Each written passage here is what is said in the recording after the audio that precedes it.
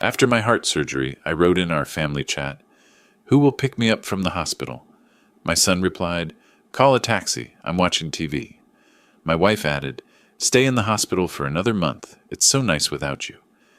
But when they saw me on the news that evening, their 67 calls went unanswered. What I did changed everything. Before we continue, please subscribe to the channel and write in the comments what time it is where you are now. The pain hit like lightning, splitting my chest in half. I gasped, eyes flying open to harsh white light that made my skull pound. Where was I? The room spun in sickening circles. White walls, beeping machines, tubes snaking from my arms like plastic vines. I tried to sit up. My body screamed in protest.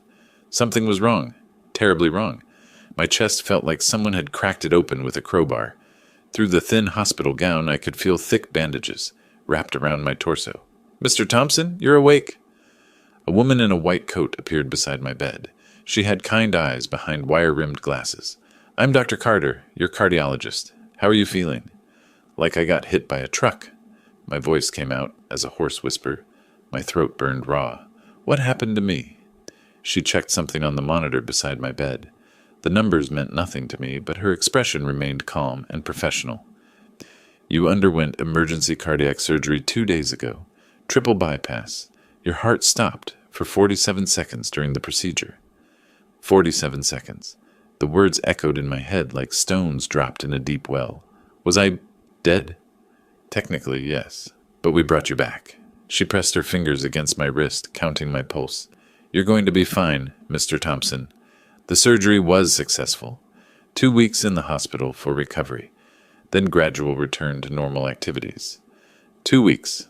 I looked around the sterile room again. A small window showed gray Dallas skyline under cloudy January skies. No flowers on the bedside table. No cards. No sign that anyone knew I was here. A nurse bustled in, checking the IV drip connected to my left arm. She had a warm smile and gentle hands as she adjusted the flow rate. "Mr. Thompson, I'm Jennifer. I'll be taking care of you on this shift. Are you experiencing any pain right now?" I nodded, not trusting my voice. She made a note on her chart and increased something in my IV. Within minutes, the sharp edges of pain began to soften. Dr. Carter pulled up a chair beside my bed. "Mr. Thompson, I need to ask you some questions to check your cognitive function. Can you tell me what year it is?" 2025. "Good. And what month?" "January." The word felt heavy on my tongue. "Excellent. Now squeeze my hands as hard as you can." She extended both hands toward me. My grip felt weak as a newborn's, but she nodded approvingly. "Your motor functions look good. Memory seems intact." She stood and made notes on her tablet. "The next few days will be about managing pain and beginning gentle movement. We'll have you walking short distances soon." After she left, I was alone with the machines and their endless beeping. I reached carefully toward the bedside table where someone had placed my belongings. My fingers found my phone. The screen showed dozens of notifications from news apps, email spam, pharmacy reminders. I scrolled down, looking for something else. Messages from family. Missed calls from Susan or Scott. Nothing. I checked the family group chat. The last message was from 3 weeks ago. Susan complaining about the grocery store being out of her favorite yogurt. Before that, Scott asking if I could lend him money for car repairs. Not a single message about my surgery. Not one call asking how I was doing. I set the phone down with trembling fingers and stared at the acoustic ceiling tiles above my bed. 47 seconds of being dead, and apparently no one had noticed I was gone. Not a single message. Not one call. I closed my eyes and let the silence of the hospital room wash over me. The antiseptic smell triggered something deeper, memories I'd been avoiding for months. It started in the summer of 2020. I was working in the garden behind our Arlington house, planting tomatoes in the heat. The chest tightness came like a band squeezing around my ribs. I gripped the fence post until it passed, telling myself it was just the Texas heat getting to me. "Buford, you're being dramatic again," Susan had called from the back porch, iced tea glass in her hand. "Come inside before you have a stroke out there." I'd laughed it off. 66 years old and still strong as an ox, I told myself. Just needed more water, more rest. But the episodes kept coming. By 2021, climbing the stairs to our bedroom became a mountain expedition. I'd pause on the landing, gripping the banister, while my heart hammered against my ribs like it was trying to escape. Susan would already be in bed, watching her evening shows. "You're getting old?" she'd say without looking away from the television. "Maybe cut back on those weekend projects." I never told her about the metallic taste that filled my mouth during the worst episodes, or how the world would tilt sideways when I stood too quickly. She had enough to worry about with her book club and charity meetings. Scott was even less helpful. When I mentioned feeling tired all the time, he'd shrug from his position on our living room couch. "Maybe see a doctor, Dad. Actually, wait, that's expensive. Try some vitamins first." 28 years old and living in our basement, but he worried about my medical bills affecting his inheritance. The first real attack happened in our kitchen on a Tuesday morning in March 2023. I was making coffee when the pain hit like a sledgehammer to my chest. I grabbed the counter, coffee grounds scattering across the floor as I slid down to the cold linoleum. "Susan!" I called out, but my voice barely carried beyond the kitchen doorway. She found me 10 minutes later, still on the floor, breathing in short gasps. "Oh, Buford, did you fall?" She helped me to a chair, but her attention was already shifting. "I've got my hair appointment in an hour. Are you okay to drive yourself to the doctor?" I drove myself to the emergency room instead. The young doctor who examined me had concerned eyes and steady hands. "Mr. Thompson, you've had a minor heart attack. We need to run more tests." The tests showed what I'd feared but couldn't admit. Years of chest pain hadn't been aging or stress. My arteries were closing like old pipes, clogged with rust. "Without surgery, you have 6 months. Maybe less," Dr. Martinez had told me in November. "But with triple bypass, you could have 10 good years ahead of you." I'd driven home in my old Chevy truck, hands shaking on the steering wheel. 10 good years. The question was whether I wanted to spend them with people who barely noticed when I was dying. The sound of my hospital room door opening brought me back to the present. Nurse Jennifer peeked in, checking on me with that warm smile. "How are you feeling, Mr. Thompson? Need anything for pain?" I looked at my phone again, still showing no messages from my family. "Just thinking about things." She nodded knowingly. "Surgery gives people time to think. Sometimes that's good, sometimes not so much." After she left, I stared at the family group chat contact on my phone. My finger hovered over it, hesitating. 2 weeks since surgery. 2 weeks of silence. But maybe they didn't know. Maybe the hospital hadn't contacted them properly. Maybe there was still hope that 45 years of marriage and raising a son meant something. Maybe. The morning of January the 29th arrived crisp and bright through my hospital window. Freedom Day. I packed my few belongings into the old sports bag Susan had brought me years ago for weekend fishing trips. Each item folded carefully. My reading glasses, the paperback novel I'd barely touched, the pajamas that still smelled like home. My chest felt stronger today. The stitches pulled when I moved, but the crushing pain had faded to a manageable ache. Dr. Carter had signed my discharge papers with a smile and instructions to take it easy for the next month. "You're lucky to be alive, Mr. Thompson," she'd said during her final check. "Make the most of this second chance." I checked my phone for the 20th time that morning. Still nothing from Susan or Scott. 2 weeks of complete silence while I fought my way back from the edge of death. Maybe they thought I was still too sick for visitors. Maybe they were planning some kind of welcome home surprise. I'd always been the one who handled medical emergencies in our family, driving Susan to her appendectomy, taking Scott to the emergency room when he broke his arm falling off his bike.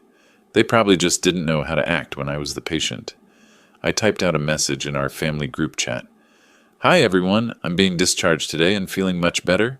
Can't wait to see you all," and I deleted it. Too long, too emotional. They'd think I was being needy. I tried again. "Hospital is releasing me today. Looking forward to coming home," and delete. Still too much. Third attempt. "The doctor says I can come home today. Would love to see everyone." My finger hovered over send.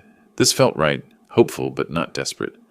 I pressed send and set the phone on the bed beside my packed bag. The response came faster than I expected. Scott's name appeared first. "Call a taxi. I'm watching TV." I stared at the message, reading it 3 times to make sure I understood correctly. 47 seconds of being clinically dead, 2 weeks in intensive care, and my son couldn't be bothered to pause his television show. But Susan would be different. Susan would understand. We'd been married 45 years. She'd want to bring me home personally. Her message appeared below Scott's. Stay another month in hospital. It's so good without you. The phone slipped from my hands onto the white hospital blanket. The words glowed on the screen like a neon sign announcing the end of everything I'd believed about my family. Stay another month. It's so good without you. I sat heavily on the edge of the bed, my sports bag sliding to the floor with a soft thud. The morning sunshine streaming through the window felt like mockery now. My chest ached, but not from the surgery. This pain came from somewhere deeper, somewhere that Dr. Carter's scalpel couldn't reach. Nurse Jennifer appeared in my doorway, clipboard in hand. She took one look at my face and stepped inside, closing the door behind her. Mr. Thompson, you look pale. Are you having chest pain? I shook my head, not trusting my voice. She picked up my phone from the bed and glanced at the screen. Her expression shifted from professional concern to something softer, sadder. I'm sorry, she said quietly. Family can be complicated. Complicated. That was one way to put it. Another way was that I'd spent 45 years of my life giving everything to people who saw me as nothing more than a paycheck and a caretaker. People who found my absence more pleasant than my presence. I looked down at my discharge papers, spread across the hospital bed, instructions for medication, follow-up appointments, warnings about avoiding heavy lifting, guidelines for my new life. But as I sat there in that sterile room, reading Susan's words on the screen of my phone, those papers began to look like something else entirely. Not just medical instructions, they looked like freedom. The papers in his hands weren't just discharge instructions anymore. They were evidence of 45 years of being a fool. I walked out of Memorial Hospital on unsteady legs, each step reminding me that I'd almost died and nobody cared. The taxi driver was a weathered Hispanic man with kind eyes. Tough day at the hospital, amigo? Tough 45 years. The words came out before I could stop them. He glanced at me in the rearview mirror as we pulled into Dallas traffic. Surgery? I nodded, settling back against the vinyl seat. The discharge papers crinkled in my lap, and suddenly I was remembering another time I'd held important papers in shaking hands. 1982. Scott was just a baby, and I was 25 with dreams bigger than our small apartment. I'd saved for 2 years to buy that motorcycle, a beautiful Harley-Davidson that made me feel alive every time I fired up the engine. But babies need cribs, not motorcycles. The bike has to go, Susan had said, bouncing Scott on her hip. We need the money for baby furniture. I'd polished that chrome one last time before putting the for sale sign on it. $3,000 for freedom traded away for responsibility. I told myself it was temporary, just until Scott got older. The taxi passed a motorcycle dealership. Rows of shining bikes sat in the afternoon sun, and my chest ached with more than surgical scars. Family's tough sometimes, the driver said, navigating toward the highway. Mine too. Another memory surfaced. 1995. Susan and I were planning our delayed honeymoon. 15 years late, but finally within reach. Paris in springtime. I'd been saving for months, working overtime at the factory. Then Scott got accepted to college. Europe will always be there, Susan had said, tears streaming down her face as she tore up the travel brochures. Scott's education is more important. 4 years of college expenses. The Paris dreams went into a box with my other postponed happiness. We were passing through downtown now, the glass towers reflecting the gray January sky. I remembered driving this same route in 2003, exhausted from pulling double shifts, while Susan stayed home watching her soap operas.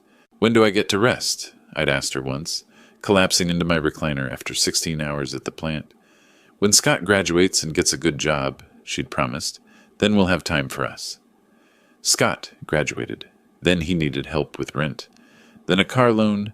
Then seed money for his graphic design business that folded within 6 months. The business loan memory hit hardest. 2010. I'd signed papers putting our house as collateral, while Scott sketched grand plans on restaurant napkins. This is our ticket, Dad. 6 months, and I'll pay back everything with interest. The business lasted 4 months. I worked 3 more years to pay off that loan. The taxi turned onto familiar Arlington streets. Past the elementary school where I'd coach Scott's little league team while missing my own dreams. Past the park where I'd push Susan on swings during our courtship, back when she looked at me like I was her hero instead of her ATM. "You got people picking you up?" the driver asked as we neared my neighborhood. I thought about the text messages still burning in my phone memory. "Call a taxi. Stay another month. It's so good without you." "No," I said quietly. "I think I'm done being picked up." The house appeared around the corner. White siding, green shutters.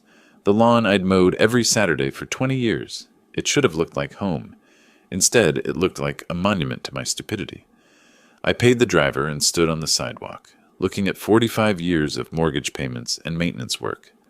All so Susan could have her book club meetings and Scott could have his gaming setup. The driver pulled away, leaving me alone with my thoughts and a house that suddenly felt like evidence of the biggest mistake I'd ever made. I walked toward the front door, keys heavy in my fingers. The house looked different now, not like home, like evidence. The key turned with a soft click, and I stepped into darkness. Even the entryway felt different, foreign, like entering someone else's life. I flipped the light switch and stared at what my family had done with their freedom. Mail was piled on the small table by the door, unopened bills and advertisements scattered carelessly. Susan's shoes lay where she'd kicked them off, beside Scott's muddy sneakers. Nobody had bothered picking up after themselves for weeks. The living room was worse. Scott's gaming setup had exploded across the space like a teenager's bedroom.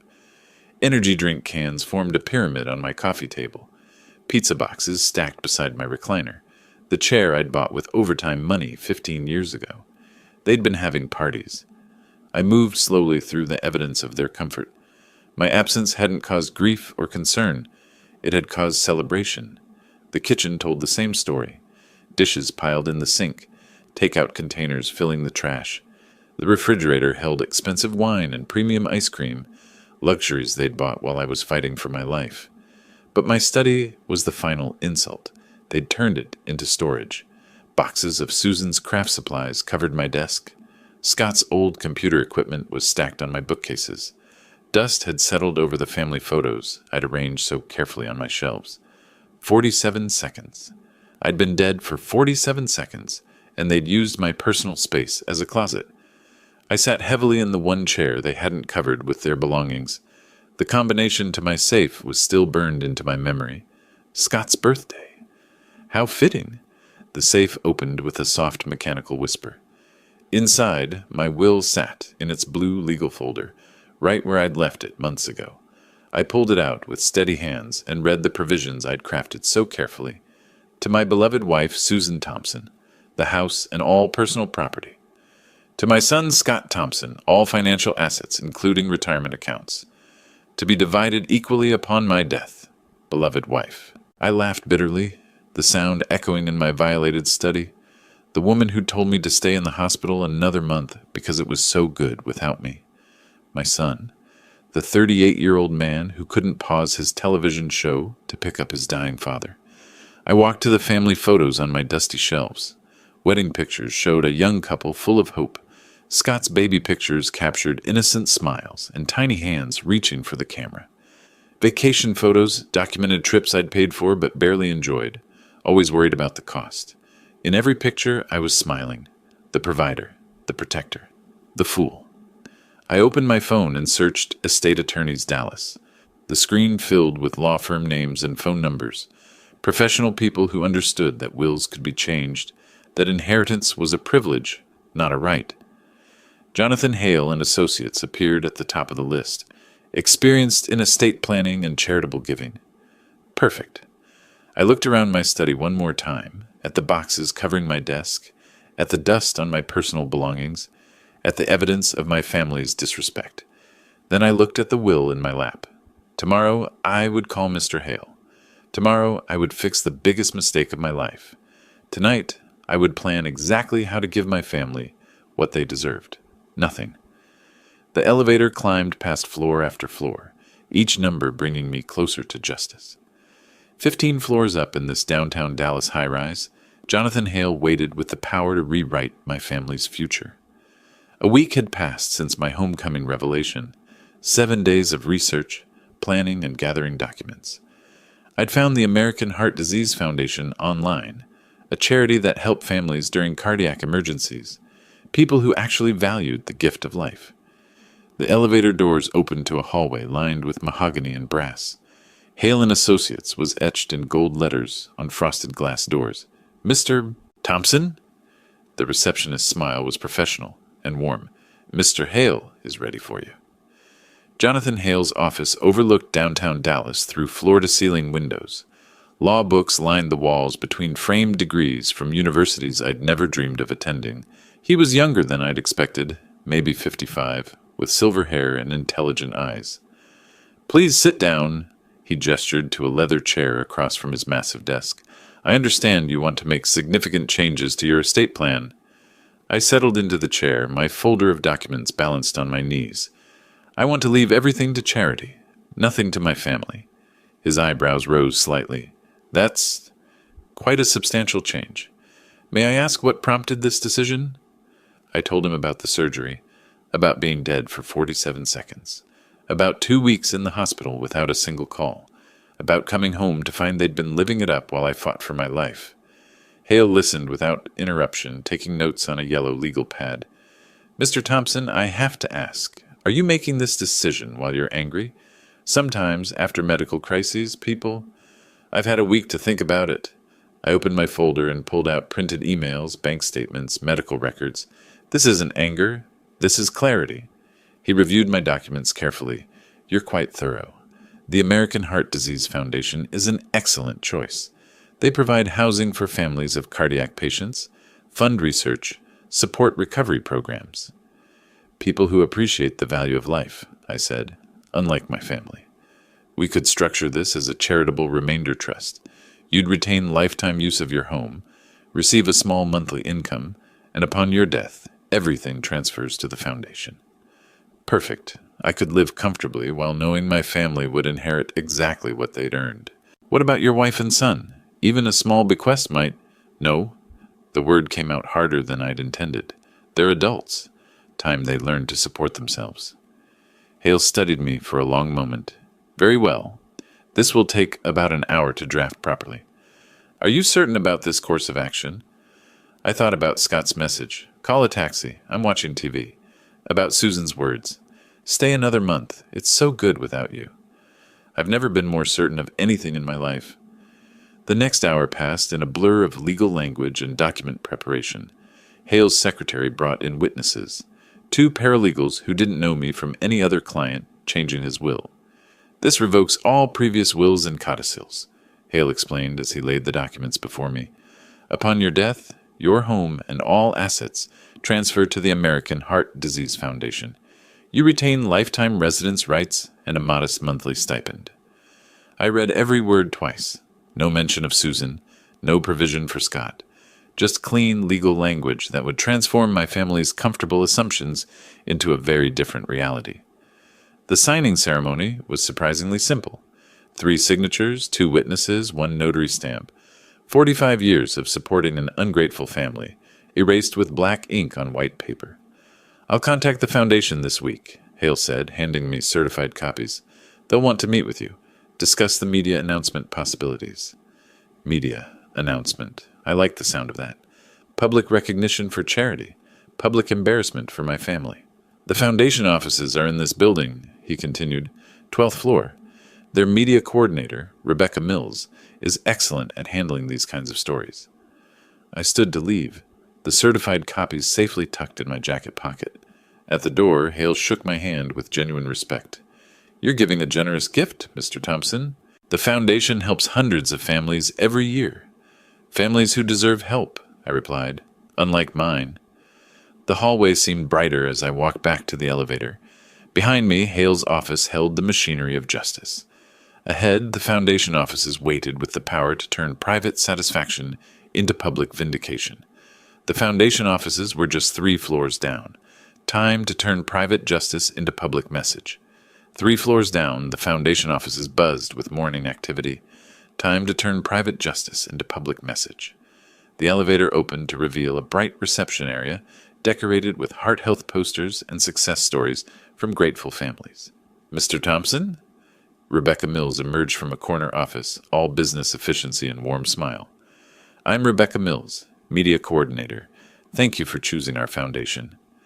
Her office walls displayed awards and framed newspaper clippings about successful fundraising campaigns. This woman understood the power of a good story. Please sit down, she gestured to a comfortable chair across from her desk. Your attorney mentioned you want to make your donation public. Tell me about your situation.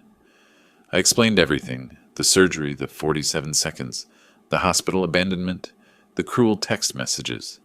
Rebecca listened intently, taking notes on a yellow pad. This is powerful, she said when I finished. Your story could save hundreds of lives. People need to understand how vital family support is during medical crises. If my pain helps someone else, then it's worth it. She picked up her phone and dialed. Channel 8? This is Rebecca Mills at the Heart Foundation. I have a story for you.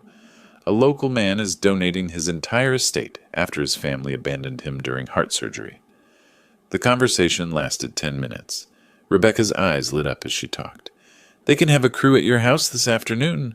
Perfect timing. Heart disease awareness. Week starts Monday. The morning flew by in preparation. Rebecca coached me on key messages, the importance of family support, the Foundation's mission, the reality of cardiac recovery. But most importantly, she wanted me to tell the truth about my family's abandonment. Don't hold back, she advised. People respond to authentic emotion. Your story will touch hearts and save lives. By noon, we were at Channel 8's studio downtown. The news producer, a sharp woman named Jennifer, understood immediately why this story mattered. A man gives away his house after family texts him to stay in the hospital longer? Jennifer shook her head. This is going to resonate with viewers. The studio interview went smoothly. Bright lights, professional cameras, questions I'd practiced with Rebecca. The interviewer, David Martinez, had the perfect blend of sympathy and journalistic precision. Mr. Thompson, what went through your mind when you read those text messages from your family? I realized that love should be mutual, I replied steadily. Gratitude is a choice, not an obligation. For 45 years, I chose to put my family first. When I needed them most, they chose differently. Why donate specifically to heart disease research? They saved my life when my heart stopped for 47 seconds. My family didn't seem to care whether I lived or died. After the studio interview, the crew followed me home to Arlington. Neighbors peeked from behind curtains as the Channel 8 van parked in my driveway. Professional cameras captured the house that would soon belong to the foundation. Inside, David asked more personal questions while the camera rolled. We sat in my living room, the same room where Scott had expanded his gaming setup during my hospitalization. This is where you recovered after coming home from the hospital? This is where I discovered they'd been living comfortably without me, having parties, ordering expensive food, using my study for storage. The camera panned across family photos on the mantel, wedding pictures, Scott's graduation, vacation memories, all funded by my sacrifices, all witnesses to my wasted devotion. Do you have any regrets about this decision? I looked directly into the camera. My only regret is that it took me 68 years to understand my own worth. The crew finished filming by late afternoon. David shook my hand with genuine respect. This will air tonight at 6. I expect it'll get picked up by other stations too. I spent the evening at a quiet restaurant downtown, my phone buzzing occasionally with messages from Rebecca about social media preparation. The Foundation's online team was ready to capitalize on the story's impact. At exactly 6 o'clock, I watched myself on the restaurant's television. The news anchor introduced the story with perfect dramatic timing. A Dallas area man is making headlines tonight after donating his house to charity. But it's the reason behind his generosity that has everyone talking. My face filled the screen. Calm, dignified, telling the truth about family betrayal and medical abandonment. The segment included footage of my house, my explanation of the foundation donation, and Rebecca's comments about the importance of supporting cardiac patients. The restaurant was quiet, but I could see other diners glancing at the television than at me. Some looked sympathetic. Others seemed outraged on my behalf. My phone remained silent throughout dinner. Rebecca had advised me to let the story spread naturally before checking social media responses. By tomorrow, she predicted, the story would be everywhere. As I drove home, I wondered if my family had seen the broadcast. They watched the local news religiously, usually complaining about the weather or arguing with the political coverage. Tonight, they'd see their own cruelty broadcast to thousands of strangers. Tonight, they'd realize their comfortable life was ending. The garage door opened to reveal the same house I'd left that morning, but everything had changed. By tomorrow morning, Scott and Susan would understand that their 45 years of taking me for granted had finally caught up with them. I turned off the television and went to bed, sleeping peacefully for the first time since my surgery. The evening news was just background noise in the Thompson living room. Susan flipped through her magazines while Scott divided his attention between his video game and the television. Leftover pizza boxes and empty soda cans showed how comfortably they'd settled into life without Buford. "Another boring day," Scott muttered, mashing buttons on his controller. "Nothing ever happens in this stupid town." Susan looked up from her magazine. "At least we don't have to deal with your father's constant worrying. Remember how he used to fuss about every little expense?" They both laughed, completely unaware that their world was about to explode. The news anchor's voice changed tone. "A Dallas area man is making headlines tonight after donating his house to charity. But it's the reason behind his generosity that has everyone talking." Scott's game controller slipped from his fingers. The house on the television screen looked exactly like theirs. Same white siding, same green shutters, same oak tree in the front yard. "Mom," Scott whispered, "that's our house." Susan's magazine fell to the floor. They stared at the screen in growing horror as the camera panned across their property. This couldn't be happening. This had to be some mistake. Then Buford's face filled the screen. "Oh my God," Susan breathed. "That's your father." They listened in stunned silence as Buford explained his situation to the interviewer. Heart surgery. Clinical death for 47 seconds. Family abandonment at the hospital. "When I asked my family to pick me up from the hospital," Buford said calmly, "my son told me to call a taxi because he was watching television. My wife said I should stay another month because it was so good without me." Scott's face went white. Those were his exact words. Susan covered her mouth with both hands, recognizing her own cruel message broadcast to the entire Dallas area. "This is impossible," Susan screamed at the television. "He can't do this. That's our house." The news segment continued with Buford explaining his decision to donate everything to the Heart Disease Foundation. No mention of family inheritance. No provision for Susan or Scott. "Call him." Susan grabbed Scott's arm, shaking him. "Call him right now." Scott fumbled for his phone, hands trembling as he dialed his father's number. The call went straight to voicemail. "Dad, it's Scott. We just saw the news. What are you doing? Call us back immediately." Susan snatched the phone and tried herself. Again, voicemail. "Buford Thompson, this is your wife. You call me back this instant. This is insane." They called repeatedly for the next hour. After the 10th attempt, Buford's phone stopped ringing entirely, going directly to voicemail every time. Meanwhile, the story was exploding on social media. Scott's Facebook feed filled with shares of the news segment. Friends and neighbors were commenting, recognizing their house, expressing outrage at the family's behavior. "Look at this," Scott showed his mother the screen. "Everyone's calling us monsters. They're saying we deserve this." Susan was crying now, mascara streaming down her cheeks. "Where will we go? We have no money. Everything is in his name." The reality was sinking in. The house, the bank accounts, the retirement funds, everything belonged to Buford. They'd lived so comfortably for so long that they'd forgotten they owned nothing. By 10 o'clock, they'd left 67 voicemails and sent dozens of increasingly desperate text messages. Buford wasn't responding to any of them. "He's lost his mind," Scott said, pacing frantically around the living room. "The surgery damaged his brain. He doesn't know what he's doing." "Or maybe he knows exactly what he's doing," Susan whispered, staring at the phone in her hands. "Maybe this is revenge."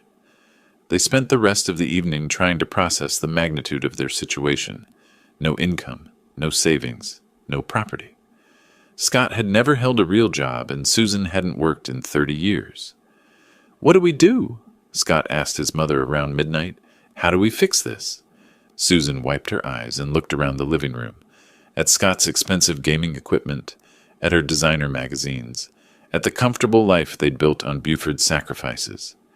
"We wait for him to come home," she said grimly, "and we make him understand that family is family, no matter what." They positioned themselves in the living room where they could see the driveway. Susan made coffee to stay awake. Scott charged his phone to keep calling. Neither of them slept that night. They sat by the window, watching for headlights, preparing arguments that might save their comfortable life. But deep down, they both knew something had fundamentally changed. The man they'd taken for granted for 45 years had finally stopped taking it. They'd been waiting since dawn, rehearsing words that might save their comfortable life. Susan sat by the front window, coffee cup trembling in her hands. Scott paced behind her, phone clutched like a weapon he didn't know how to use. The sound of Buford's key in the lock made them both freeze. This was it, their chance to fix the disaster they'd created. Buford stepped through the door at 8:30, unhurried and calm. He found them blocking his path to the kitchen, their faces desperate and determined. "Dad!" Scott stepped forward aggressively. "What is this madness? We're your family."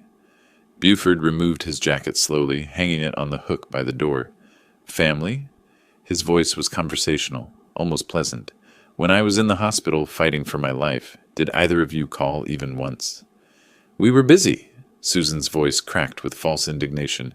"You know how hard it is to manage everything without you." "So hard that you told me to stay another month in the hospital?" Buford's tone remained steady, but his eyes were ice cold.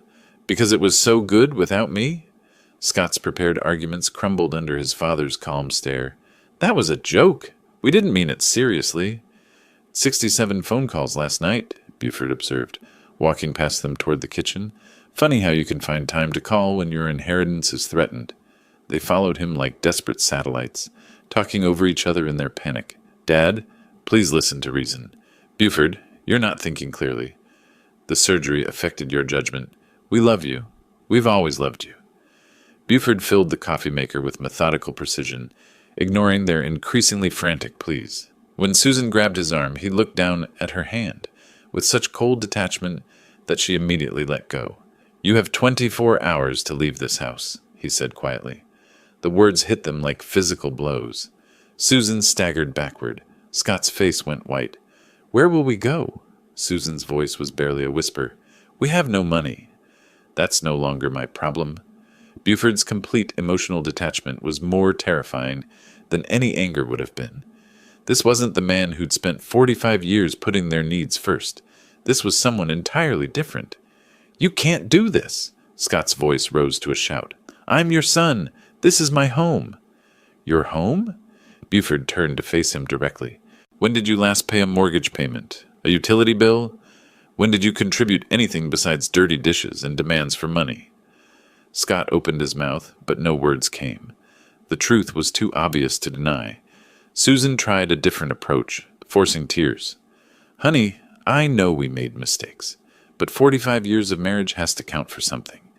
"It did count," Buford replied, pouring his coffee. "It counted for everything, until you showed me exactly how little I meant to you." "We can change." Susan's desperation was palpable now. "We'll be different. We'll appreciate you." "For how long? Until the next time you need something? Until I'm too old and sick to be useful?" Buford shook his head. "I'm 68 years old. I don't have time to wait for you to become decent people." He walked to the kitchen table and sat down with his coffee, opening the morning newspaper as if they weren't there screaming at him. "The foundation will take possession next month," he said without looking up. "You have until then to find somewhere else to live." Scott slammed his hand on the table. "This is our house, too." "Check the deed," Buford replied calmly. "Check the bank accounts. Check any legal document you can find. Everything is in my name because I earned it while you lived off my labor." The morning sun streamed through the kitchen window, illuminating the scene of their total powerlessness. For 45 years, they'd assumed Buford would always be there, always providing, always forgiving. They'd been wrong. Susan collapsed into a chair, finally understanding the magnitude of their situation. Scott stood frozen, watching his inheritance disappear with his father's every word. "When I come back from my walk," Buford said, standing and reaching for his coat, "I expect to see packing boxes." He checked his watch, 9 o'clock exactly, and walked toward the door. Dad, wait, Scott started. 23 hours and 58 minutes, Buford said without turning around. The door closed behind him with a soft click, leaving Susan and Scott alone with the wreckage of their comfortable assumptions. Outside, Buford walked down the street he'd called home for 20 years, feeling lighter with every step. Behind him, through the kitchen window, he could see them still sitting in stunned silence. Justice had a surprisingly peaceful feeling.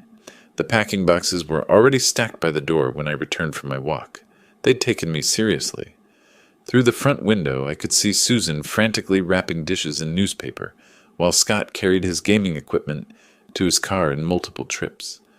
I settled into the rocking chair on the front porch with my morning coffee, positioning myself with a clear view of their desperate activity. The morning was crisp and clear, perfect weather for new beginnings. "Dad, this is your last chance," Scott called out as he struggled with a heavy computer monitor. "We can fix everything." "You had 45 years for chances," I replied, not looking up from my newspaper. Susan appeared in the doorway, her hair disheveled, and her eyes red from crying. "Buford, honey, I'm sorry about that message. I wasn't thinking clearly." "That's exactly the problem, Susan. You never think about anyone but yourself." The packing process was chaos. 45 years of accumulated possessions, and they had less than 24 hours to sort through it all. Susan kept running back inside for one more important thing, while Scott debated whether his old computer games were worth the trunk space. Mrs. Henderson from next door came over around noon, drawn by the unusual activity.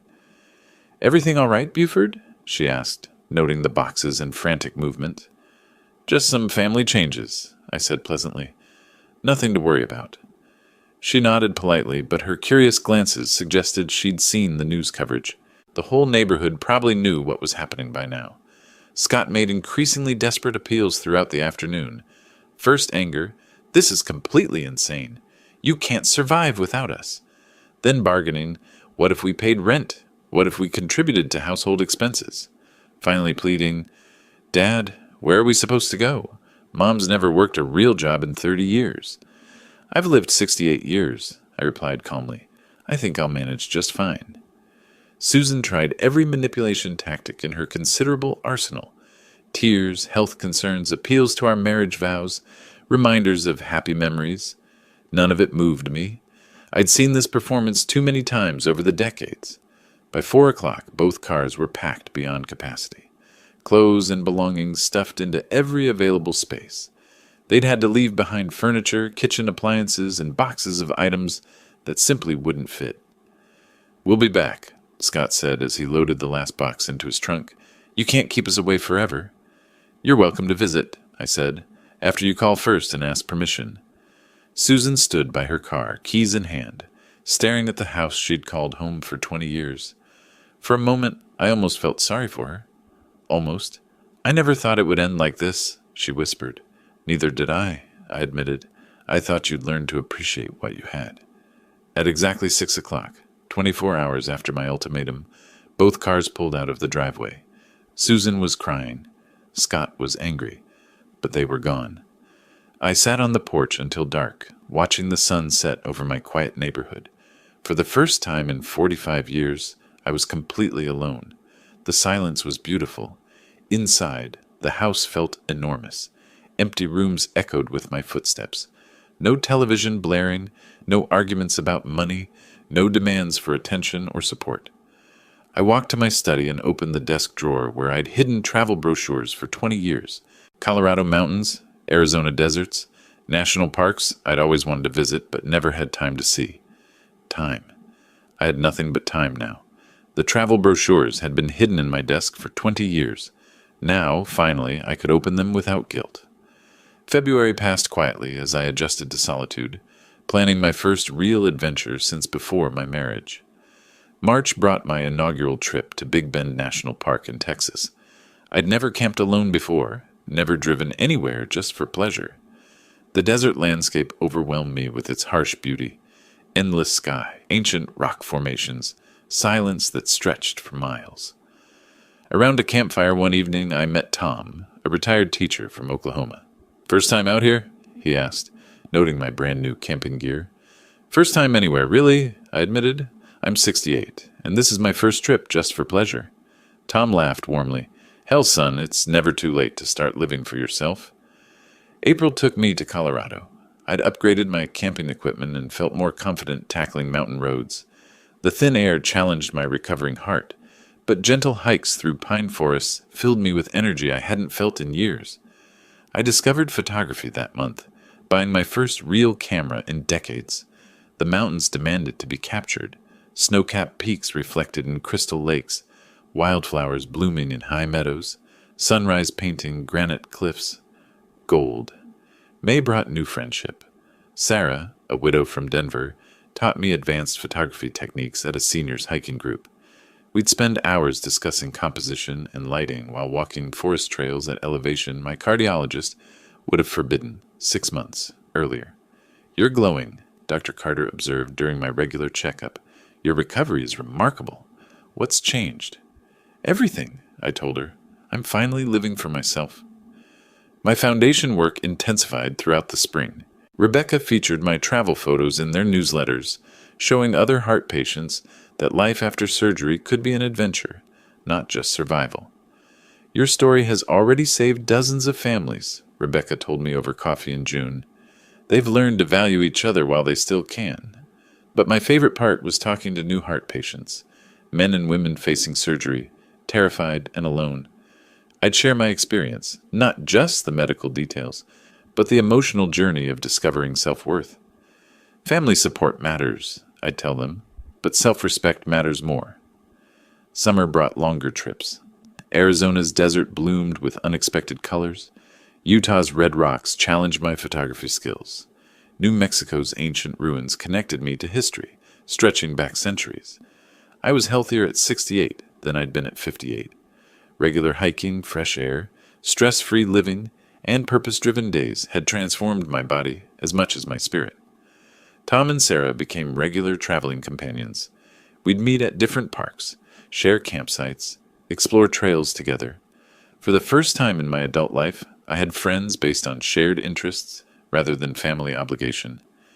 You're like a different person, Sarah observed one evening as we watched sunset from our campsite in Zion. What were you like before? Tired, I said simply. Very, very tired. Social media, managed by Rebecca's team, showcased my adventures. Photos of an older man discovering joy in nature, stories of family healing through honest communication, inspiration for other seniors to pursue delayed dreams.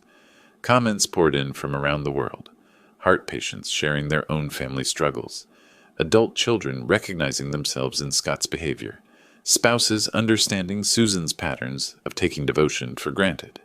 July ended with my returning to Arlington, not because I had to, but because I chose to. The house felt welcoming now, my sanctuary rather than my prison. I was reviewing photos from Colorado in my favorite coffee shop downtown when a shadow fell across my table. I looked up to see a familiar figure standing uncertainly nearby. Scott stood there, hesitant, looking different somehow, cleaner, more adult. Scott stood there, hesitant, looking different somehow, cleaner, more adult. His usual gaming attire had been replaced by business casual clothes, and his posture suggested someone who'd learned to carry responsibility. Dad? His voice was uncertain. Could I sit down for a minute?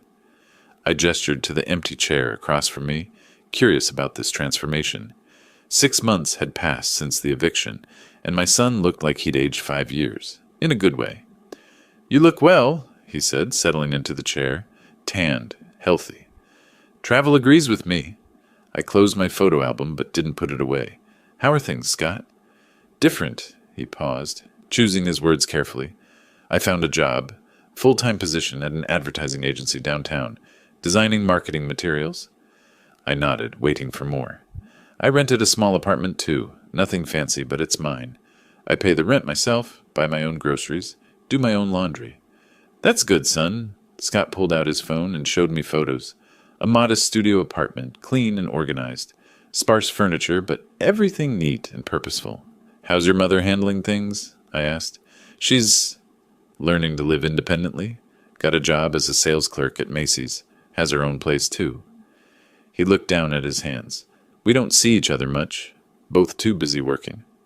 I sipped my coffee, studying this transformed version of my son. The entitlement was gone, replaced by something resembling humility. "Dad, I'm not asking for forgiveness," he said suddenly. "I'm not asking to move back home, or for money, or for you to change your will back." This surprised me. "What are you asking for?" "A chance to prove I've changed. Maybe we could have coffee sometimes, like this, if you want to." I showed him a few photos from my Colorado trip. His amazement seemed genuine as I described hiking at altitude, camping under stars, learning photography from new friends. "I never knew you wanted to do any of this," he said softly. "I never had the chance to find out myself." Scott nodded, understanding more than I'd expected. "I've been thinking a lot about that, about how much of your life you gave up for us, how we just took it for granted." "The foundation work keeps me busy too," I said, showing him a newsletter featuring my story, helping other families avoid our mistakes. "Are we a cautionary tale now?" "We're a learning opportunity, for everyone involved." We talked for another hour. Scott shared details about his job, deadlines, difficult clients, the satisfaction of earning his own paycheck. He showed genuine interest in my travels, asking about places I'd been and where I planned to go next. "I understand if you don't want a relationship," he said as we prepared to leave. "I understand if trust needs to be rebuilt slowly. But I wanted you to know that I get it now. What we did to you. How wrong it was." I walked with him to the parking lot. He had an older sedan, nothing fancy but clean and well-maintained. Evidence of responsibility. "Scott," I said as he reached for his car door, "maybe we could do this again. In a month or so." His smile was cautious but hopeful. "I'd like that." "No promises about anything else," I clarified. "I'm not changing my will back. I'm not looking for a traditional father-son relationship. But maybe we can build something new, something healthier." "I understand," he said. "And Dad, I'm glad you're happy. Finally." I watched him drive away, noting how carefully he checked his mirrors, how he signaled properly at every turn. Small things, but they suggested someone who'd learned to pay attention to details. The afternoon sun was warm on my shoulders as I walked to my own car. Tomorrow I was planning a trip to Arkansas, exploring the Ozark Mountains. Next month, maybe Maine for fall foliage photography. My phone buzzed with a text from Tom. "Sarah found a great campsite in Utah for October. You interested?" I typed back, "Absolutely. Send me the details." 6 months ago, I'd been a dying man ignored by his family. Today I was alive, healthy, and surrounded by people who chose to be in my life, rather than people who felt obligated. The difference, I'd learned, was everything. I drove home through Arlington's familiar streets, past the coffee shop where Scott and I had just shared an honest conversation, past Mrs. Henderson's house where she waved from her garden, past the Heart Foundation office where Rebecca was planning next month's awareness campaign. Home to a house that was finally, truly mine. Home to a life I'd built for myself, one careful choice at a time. Some stories end with grand gestures and dramatic reconciliations. This one ended with something more valuable, the quiet satisfaction of a man who'd learned to value himself as much as he'd once valued others. And maybe, just maybe, the possibility that love could grow in healthier soil than obligation. The sun was setting as I pulled into my driveway, painting the sky the same colors I'd photographed in Colorado. Beautiful, peaceful, and entirely my own. If you like this story, please like this video, subscribe to the channel, and share your impressions of this story in the comments. To listen to the next story, click on the box on the left. Thank you for watching,